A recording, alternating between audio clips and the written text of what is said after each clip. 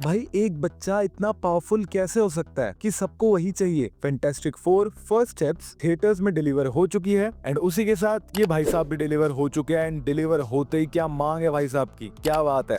तो तुम्हारा भाई ये मूवी देख के आ चुका है एंड अब कहना पड़ेगा कि मार्वल का कमबैक एक्चुअली में हो चुका है। इस मूवी पे कई सारी रिस्पॉन्सिबिलिटीज थी। सबसे पहली कि ये फेज 1 की फर्स्ट मूवी है। सेकंड, इस मूवी में फैंटास्टिक फोर अपेयर होने वाली थी जिन्हें हमारे सामने प्रेजेंट करना था विदाउट हमारा दिमाग खराब करे। थर्ड, गैलेक्टस जैसे विलन को भाई बिना वेस्ट करे हमारे सामने प्रेजेंट करना था एंड फोर्थ, इस शिशु का ध्यान तो रखना ही था। अब क्वेश्चन ये आता है कि ये मूवी क्या ये सारी की सारी चीजें डिलीवर करने में सक्सेसफुल भी हुई या नहीं। वेल, इसका आंसर हाँ भी है और नहीं भी है। बट क्या तुम्हें ये मूवी देखनी चाहिए? उसका एक ही आंसर है और वो है हाँ, जरूर तुम्हें ये मूवी देखनी चाहिए क्योंकि मूवी की स्टोरी ऑलमोस्ट परफेक्ट है। बहुत ज्यादा चीजें करने की एक साथ कोशिश नहीं की गई है इस मूवी में। सिर्फ main story and main characters पे ही सारा फोकस किया गया एंड एक बहुत कमाल की स्टोरी हमें डिलीवर करी। फैंटास्टिक फोर एक फैमिली है एंड इस मूवी में फैमिली की इंपॉर्टेंस को बहुत अच्छे से दिखाया है। चारों के चारों मेंबर अपने आप को सेक्रीफाइस करने के लिए रेडी है उस एक बेबी के लिए जिसके लिए गैलेक्टस आया है। यही वैसे पूरी की पूरी मूवी का मेन प्लॉट है। But let me tell you, इस प्लॉट में तुम कहीं खो से जाओगे। सारे के सारे एक्टर्स ने एक तरफा काम किया है भाई, बट एक स्पेशल मेंशन बनता है दो लोगों के लिए, जिनमें से पहली है वेनेसा जी जिन्होंने भाई सू स्ट्रॉम का रोल निभाया है and second the Galactus.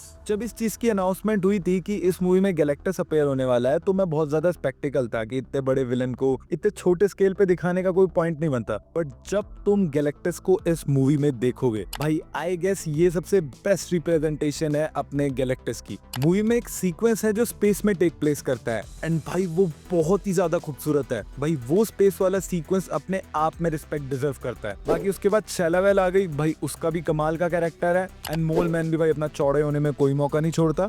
But movie का मेन सेलिंग पॉइंट है भाई एक बच्चा एंड उसको बचाती हुई उसकी फैमिली। एंड ये बच्चा भाई इतना ज्यादा डिमांड में है कि ये पैदा होने से पहले ही लोगों की नजरों में आ गया एंड सबको बस ये बच्चा ही चाहिए। क्यों, ये तो तुम्हें मूवी देखने के बाद ही पता चलेगा। बट कॉमिक्स में ये बच्चा Franklin Richard one of the most powerful super hero है एंड ये इतना पावरफुल है कि ये बंदा अपनी सोच से गैलेक्सीज बना सकता है। बड़ा होके ये बच्चा गैलेक्टस को अपना हेराल्ड बना लेता है। ये इतना ज्यादा पावरफुल है एंड ये बच्चा for sure doomsday, secret Wars her movie के लिए अगली आने वाली एक की पॉइंट रहेगा। अब बच्चे की बात हो गई तो अब बच्चे के बाप की बात कर लेते हैं एंड उसके चाचा एंड ताऊ लोग की भी। तो सबसे पहले स्टार्ट करते हैं विद द थिंग इस मूवी में स्टोरी वाइज ज्यादा था good thing, but action wise ना के बराबर। जैसे कॉमिक्स में और एनिमेटेड शोज में एक भौकाल है भाई बंदे का, हल्क टाइप, तो वो मिसिंग था।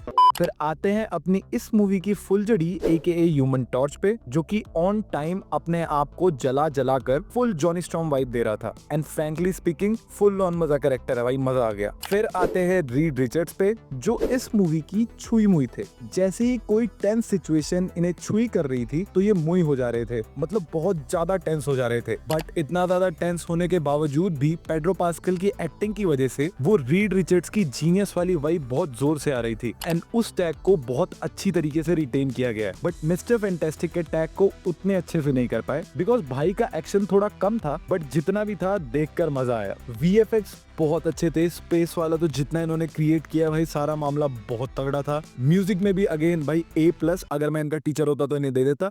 बट ऐसा नहीं है मूवी परफेक्ट है, ये ऑलमोस्ट परफेक्ट वाली कैटेगरी में आती है बिकॉज इसके जो पॉजिटिव्स हैं कई बार इसके नेगेटिव बन जाते हैं। जैसे मैंने भी कहा इसके VFX कमाल के हैं, बट जब इसके VFX खराब होते हैं भाई इतने ज्यादा खराब हो जाते हैं कि तुम्हारा मूड खराब हो जाता है। होता एक दो बार ही है, मैनेजेबल है, बट भाई इतनी अच्छी मूवी बना रहे हो तो ये एक दो VFX भी क्यों छोड़े।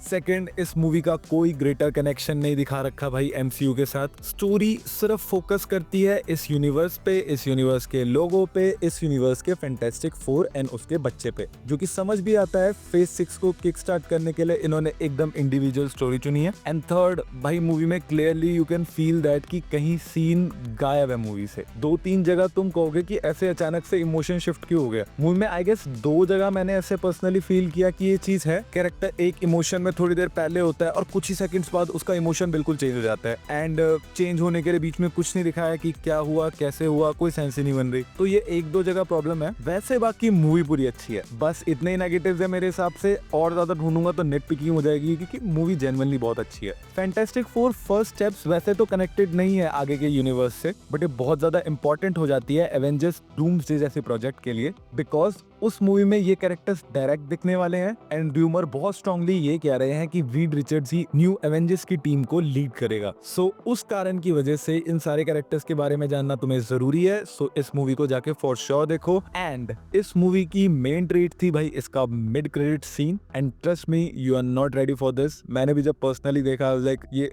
हो गया क्या, ये सीरियसली हो गया। सो वो एक सरप्राइज था मेरे लिए पर्सनली एंड आई होप तुम भी इस सरप्राइज को एंजॉय करो। Post credit scene is good but mid credit scene miss मत करना, पोस्ट क्रेडिट कर दोगे कोई दिक्कत नहीं है। बाकी अब तुम मुझे कमेंट्स में बताओ कि तुम इस मूवी के लिए कितना ज्यादा एक्साइटेड हो। वीडियो अच्छी लगी तो वीडियो को लाइक कर देना। एंड अब अगर तुम्हें mid credit and post credit scene के बारे में और ज्यादा जानना है कि किस तरफ को स्टोरी पिवट कर सकती है, किस तरफ को डायरेक्शन ले सकती है और इस सारी की सारी चीजें डूम्सडे के साथ कैसे कनेक्टेड होगी, तो उसके लिए चैनल को सब्सक्राइब करके रख लो। कल अपन लोग इसी के बारे में बात करेंगे। सो तब तक के लिए bye bye, clumsy geek signing of.